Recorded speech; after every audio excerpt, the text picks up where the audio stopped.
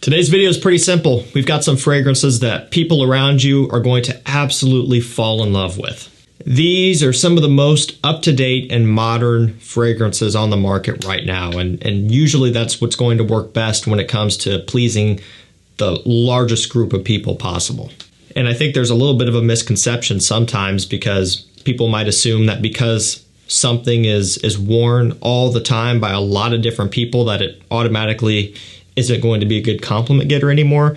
And that's not necessarily the case. Now, sometimes, yes, a fragrance can be overworked, but a lot of times some level of familiarity actually helps a scent and kind of increases the odds of you getting approached and complimented on that fragrance. If somebody's able to put two and two together and realize that they have smelled what you're wearing before, that's usually beneficial and it kind of helps the process along. And there also is some truth to the fact that if you wear something that is completely obscure and unique, that might be encouragement for someone to come up and compliment you as well. It just depends, and there's a little bit of a middle ground, and that's kind of what we're going over today.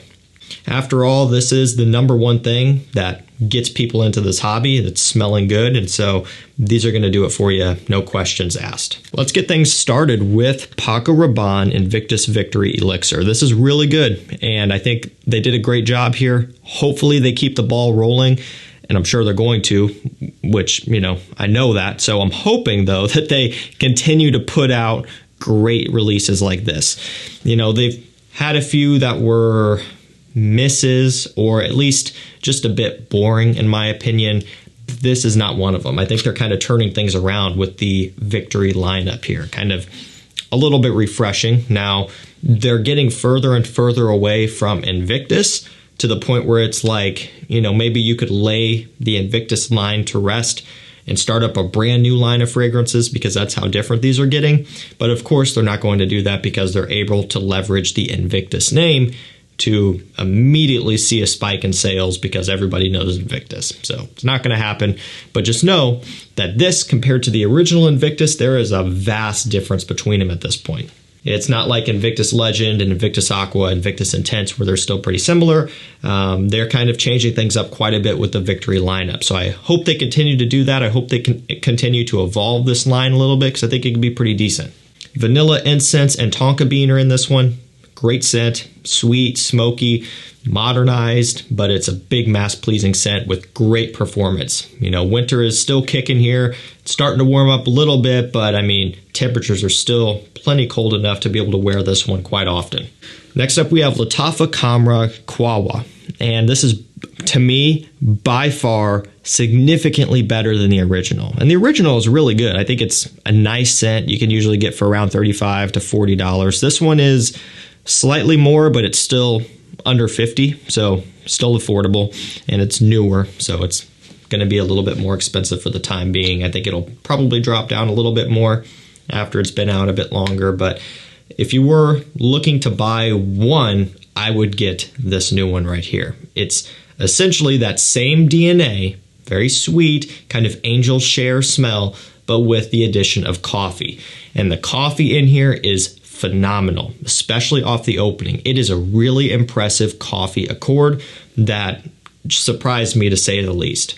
I was hoping that it would be prominent, and I was hoping that it would be a decent coffee note, but it exceeded my expectations here. It is a very realistic roasted coffee note that smells incredible. I've got no complaints about this one at all. A lot of people already have the original, and so, of course, buying this one would mean that you have both of them now. But if you're someone who doesn't have the original yet, my personal opinion is that you could probably skip it, go for this one, and that's all you really need. Next up, we have Stronger With You Intensely by Emporio Armani. You can't go wrong with any of them, whether it's the original, this one, absolutely, and even when you get into the exclusive editions. Amber, leather, oud, and they just released a new tobacco, which I can't wait to try, and I'm sure that one would fit the bill as well. They're all going to be mass-pleasing. Now, maybe once you get into the oud one, that could throw off your game a little bit, especially if you're not the biggest fan of oud, and I also must say that the oud in that one is not all that overpowering, so it's still super easy to pull off. But if you wanted to play it safe, I would say sticking with the main three, the EDT, the EDP, and the Parfum, absolutely, those would be your best bets. My personal favorite is and always has been Absolutely. Just to kind of change things up, I like to throw in Intensely every now and then. And personally, I've never gotten the best performance out of the Eau de Toilette, so rarely would I recommend that one. That's just my skin chemistry and my experience with it. You might get great performance out of it, but generally you'll see me talking about Absolutely or Intensely or any of the exclusive editions. Got toffee, vanilla, cinnamon. No chestnut in this, which is interesting.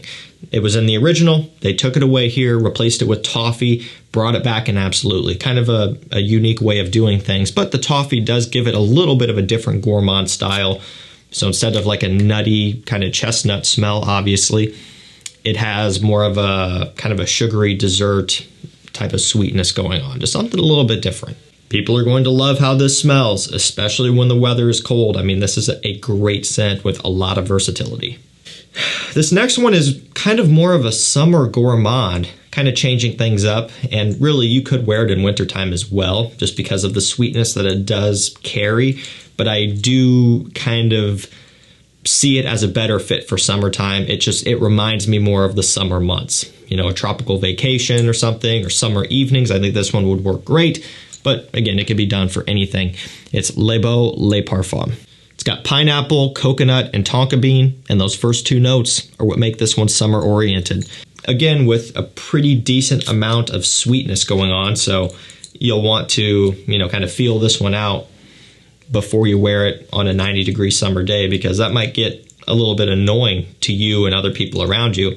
But a date night in the summer evenings, just going out to dinner in the summer evenings, whatever it might be, or just a cooler, overcast, rainy summer day. It doesn't matter if the temperatures aren't too extreme in the warm direction. I don't think you'll have too much of a problem wearing this one. And I've said it before, there are times where I do start to miss my sweeter, more gourmand style scents in the summertime. So that's when I would go for something like Chanel Allure Homme Edition Blanche or something like Le Parfum. Great performer, strong scent, people love it. Next up, we have Givenchy Gentleman Society. This is not one of my favorites in terms of just personal preference and how it smells. Like, it's not something that excites me near as much as Reserve Privé or even just the Eau de Parfum. However, it does work really well in the real world, and that's kind of what this video is all about.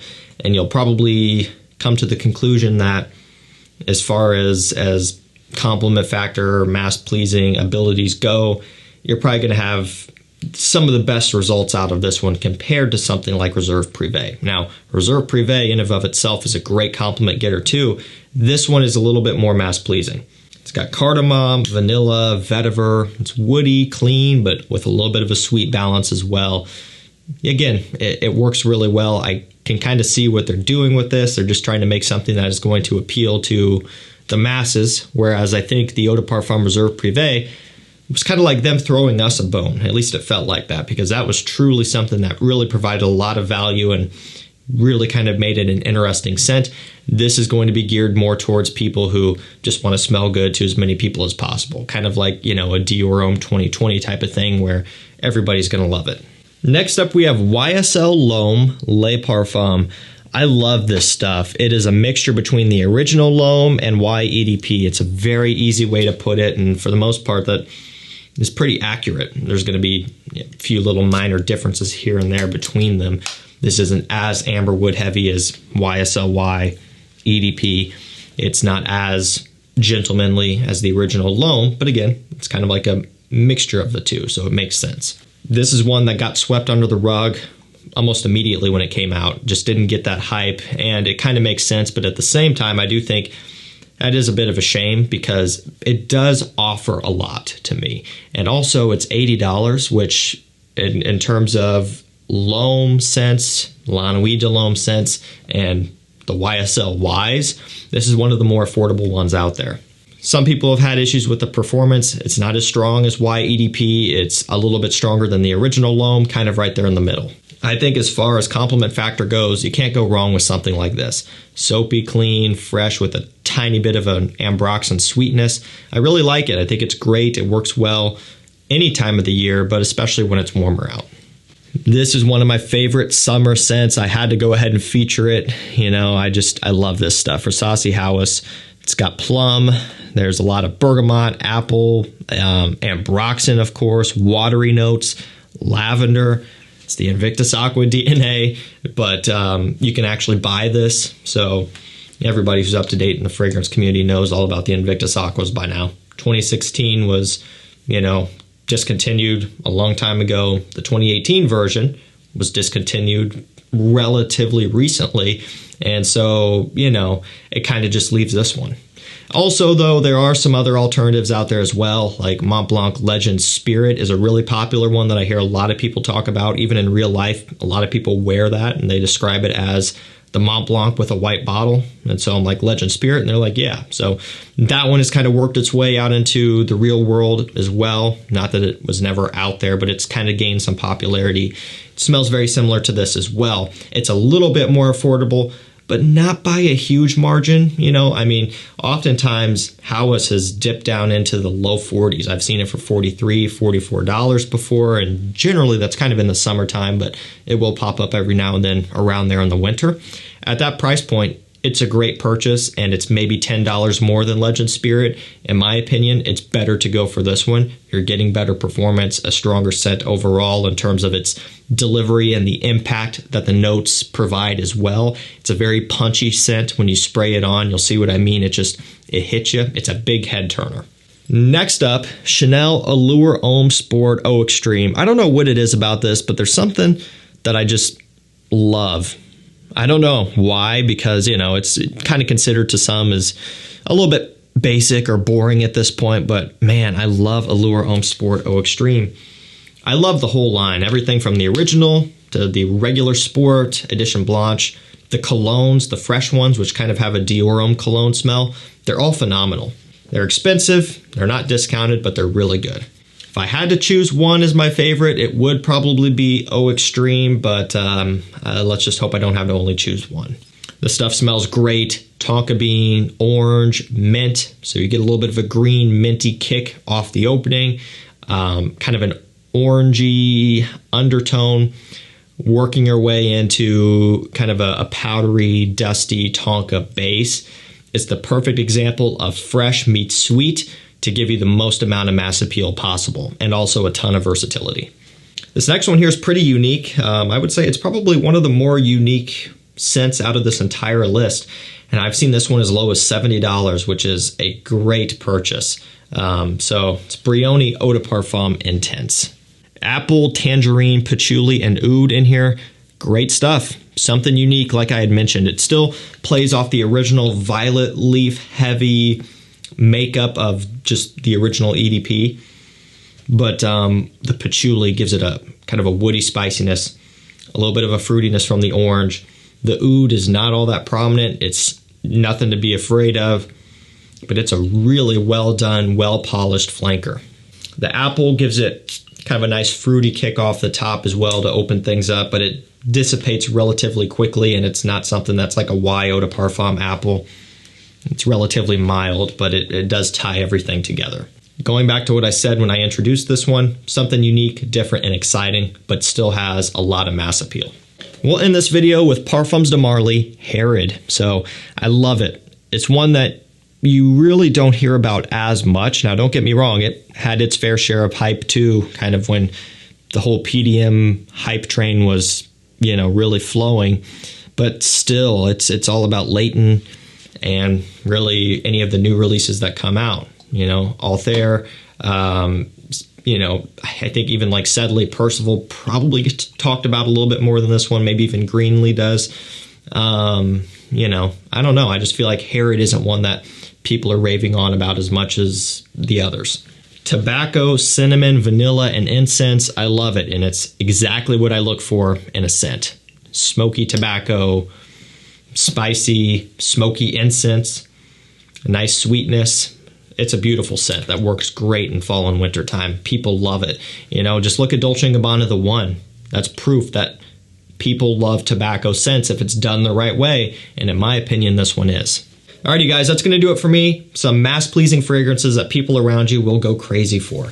I'll link these up down below. And again, if you want to be notified of anything rare, discontinued, or hard to find coming into stock on discounters, jump on my mailing list and texting list. It's completely free to do so.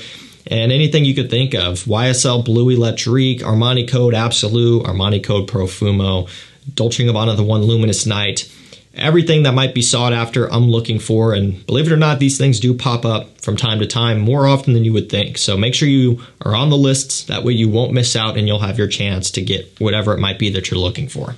Thank you so much for watching. Stay safe, stay healthy. We'll see you tomorrow with another one. Take care.